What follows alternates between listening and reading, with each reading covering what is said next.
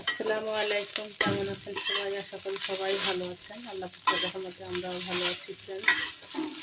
তো এখানে আমি 2 চামচ ঘির ভিতরে দিয়ে দিয়েছি কারি পাতাটাকে আমি ভেজে রেখে দিব। এভাবে আপনারা স্টোর করে রাখতে পারেন, কেননা সবসময় তো আর হাতের কাছে পাওয়া যায় না। আমি বাজার থেকে কিনে নিয়ে আসছি কারি পাতা। এটা যে কোনো জিনিসে দিয়ে আপনারা খেতে পারবেন। সুজির উপমা বানাবেন, বা চিড়া ভাজা করবেন, বা মুড়ি ভাজা করবেন। বেশিরভাগ বৃষ্টি বর্ষার সময় খুবই ভালো লাগে খেতে। সময় ঘরের থেকে বেশি বেরোনো যায় না, ঘরে যে কোনো জিনিস বানিয়ে আপনারা খেতে পারবেন।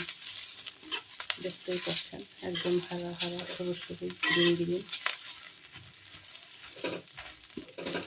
এটাকে একটা বক্সের ভিতরে ভরে রেখে দেবো। ওকে ফ্রেন্ডস, আল্লাহ হাফেজ। ভালো থাকবেন, সুস্থ থাকবেন, দোয়া করবেন সবার জন্য।